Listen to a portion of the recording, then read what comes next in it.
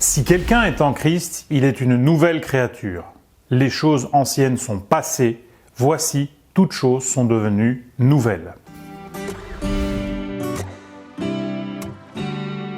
Dans ce texte de la deuxième épître aux Colossiens, l'apôtre Paul fait référence au passé rebelle et révolté de l'être humain contre son Créateur et son Père Céleste.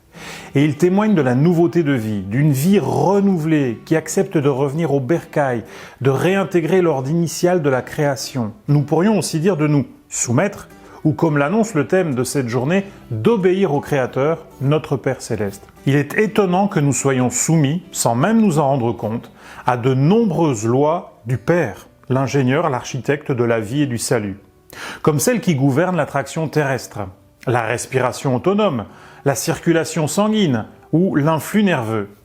Toutes ces lois voulues par le Seigneur pour l'harmonie et l'épanouissement de l'être humain dans son univers. Pourquoi ne pas voir notre soumission aux lois bibliques comme la simple continuité de ce fonctionnement harmonieux et bienveillant? Trop souvent, cette soumission nous semble une perte de liberté, d'autonomie, de pouvoir de décision. Qu'est-ce que je perds quand je suis généreux, aimant, apaisant comme l'était le Christ? Qu'est-ce que je perds quand je console, je réconforte, je soulage comme l'Esprit Saint? Qu'est-ce que je perds quand je redonne l'espoir à quelqu'un, quand je redonne sa dignité à quelqu'un, quand je ramène de la lumière dans l'obscurité, comme notre Père Céleste le fait? La loi n'est pas contre ces choses, au contraire, elle l'inspire. Voltaire a écrit « Le bonheur est la seule chose qu'on puisse donner sans l'avoir, et c'est en la donnant qu'on l'acquiert. » Un sage russe écrivait « Une bougie ne perd rien de sa flamme quand elle allume une autre bougie. » À qui vais-je offrir un peu de bonheur aujourd'hui?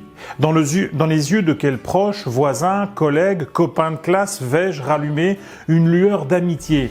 Par un service rendu, un sourire offert, un temps d'écoute de qualité partagée. Il y a 1001 façons de rétablir l'harmonie du Père Céleste dans le monde par des gestes simples et discrets. Exprimons une demande persévérante dans nos prières et le Seigneur nous dévoilera une infinité d'espaces de témoignages humbles mais essentiels. Je partage avec vous ce conseil judicieux d'Ellen White qui m'encourage souvent. Que notre prière quotidienne soit celle-ci. Seigneur, aide-moi à m'acquitter de ma tâche, à l'accomplir toujours mieux. Donne-moi de l'énergie et de l'enthousiasme. Aide-moi à toujours manifester ton amour. Je vous souhaite de riches bénédictions au travers de ces 10 jours de prière, que vous les viviez en communauté ou depuis chez vous.